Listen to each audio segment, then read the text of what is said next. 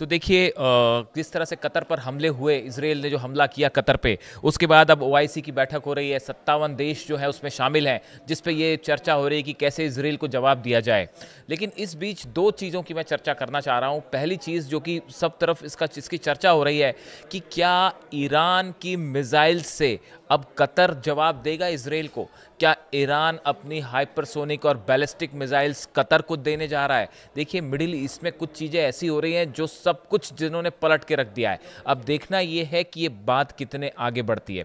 देखिए एक और चीज़ है, लास्ट फ्राइडे को मैं वीडियो बनाता हूँ अपना, आप लोगों को पता ही है कि आई गो टू अ मॉस्क, वहाँ पे कुछ लोगों से मेरी बात होती है, दोस्तों से, तो वहाँ चर्चा होती है। मैं उसका वीडियो बना नहीं पाया, मुझे वक्त मिलेगा तो मैं अलग से वो वीडियो बनाऊँगा। लेकिन वहाँ पे ये चर्चा हो रही थी कि देखिए जिस तरह से कतर पे हमले हुए, क्या कतर अब इसराइल को जवाब देना चाहिए या कैसे जवाब देगा?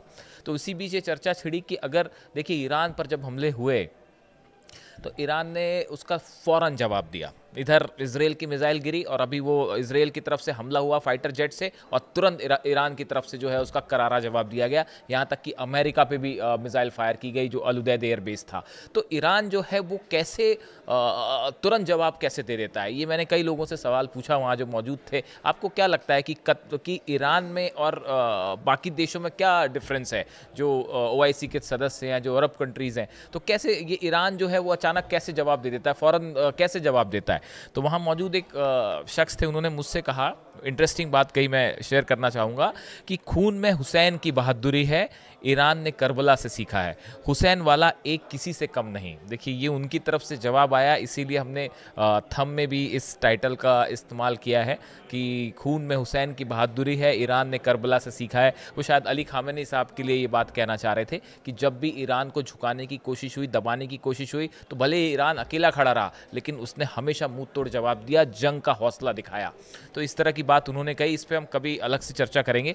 फिलहाल जिस बात की सबसे ज़्यादा चर्चा हो रही है वो ये हो रही है कि क्या ईरान अपनी मिसाइल्स कतर को देने जा रहा है? अब ये सवाल उठा कहाँ से? देखिए ईरान के लॉ मेकर हैं मुज्तबा ज़ायरी, इनकी तरफ से कहा गया है, he has called on Qatar to expel US forces and host Iranian revolutionary guard hypersonic missiles to counter Israeli threats. इनकी तरफ से ये ईरान के जो लॉ मेकर हैं, सांसद हैं, इनकी तरफ से ये बात कही गई कि कतर को अमेरिका की जो फोर्सेस हैं उसको बाहर कर देना चाहिए, और आईआरजीसी जो है, ईरान की जो रेवोल्यूशनरी गार्ड है, इसको अपने आप तैनात करनी चाहिए, ईरान की मिसाइल्स अपने आप तैनात कीजिए।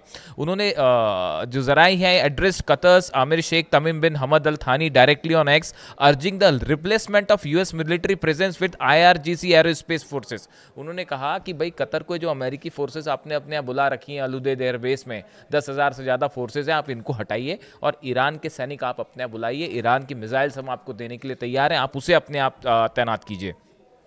वैसी जो मेजर जनरल मुसावी हैं ईरान के, इनकी तरफ से एक बात कही गई, उन्होंने कहा कि Iran vote Tehran will never hesitate to defend Qatar against Israeli aggression. उन्होंने कहा कि किसी भी तरह का इजराइल अगर हमला करता है कतर पे तो ईरान बिल्कुल नहीं हिचकिचाएगा कतर की मदद करने से।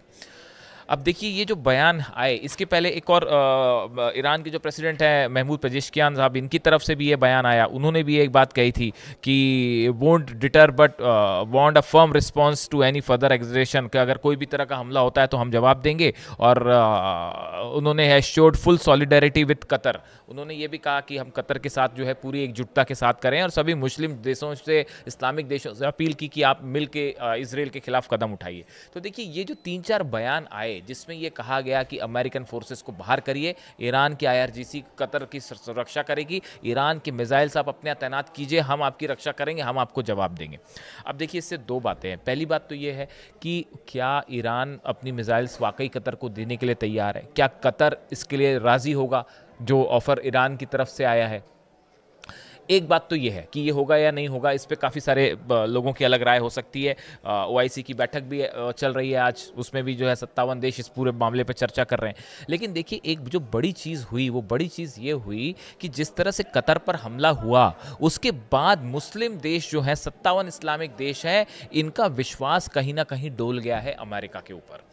खासकर कतर का, कि क्या हमारी रक्षा करने के लिए वाकई अमेरिका है वहाँ पे, और जिस तरह से इजराइल ने हमला किया एलाई होने के बाद भी अमेरिका ने सही वक्त पे इन्फॉर्म नहीं किया, इसको लेकर काफ़ी सारा गुस्सा देखा जा रहा है, ऐसा कई लोगों की राय है। अब देखिए इस सिचुएशन में ईरान की एक एक्सेप्टेंस जो है इंटरनेशनल लेवल पे वो बहुत तेजी से बढ़ी है। आप देखिए जिस तरह से हमले हुए ईरान के ऊपर, ईरान अकेला लड़ता रहा, लोगों ने उसको क्रिटिसाइज किया, ईरान बार बार कहता रहा कि हमारी सॉवरेंटी के खिलाफ ये हमला है, हमारे आज़ादी के खिलाफ हमला है। अब वही हमला जब कतर के ऊपर हुआ तब सब लोगों को ये महसूस हुआ, कई कंट्रीज ये महसूस कर रही हैं कि वाकई ईरान सही था और ईरान के ऊपर हमले गलत हुए थे।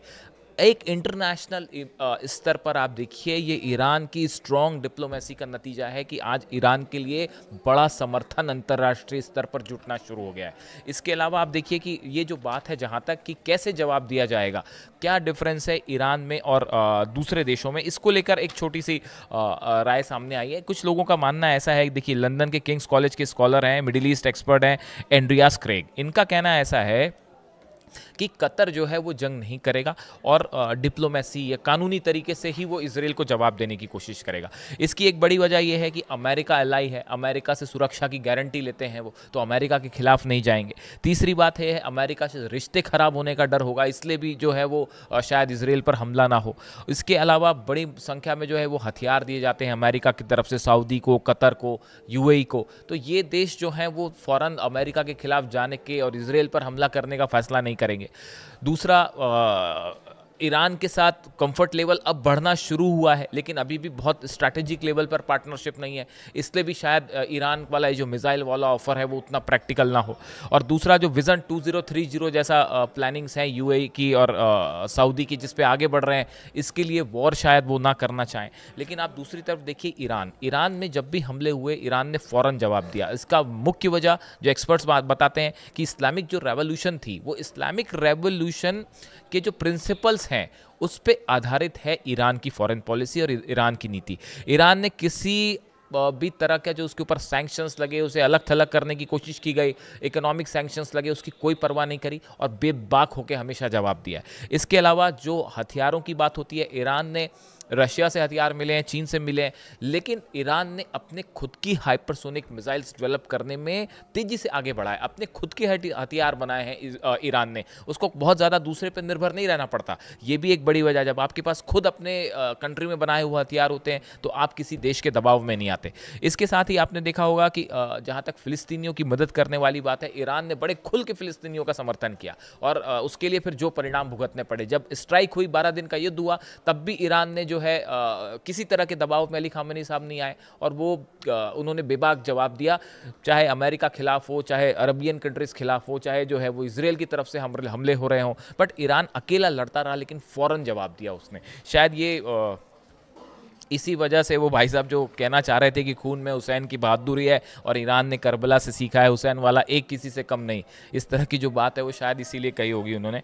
अब सोशल मीडिया पे मैं देख रहा था इस तरह की बातें कही जाती है कई जगह।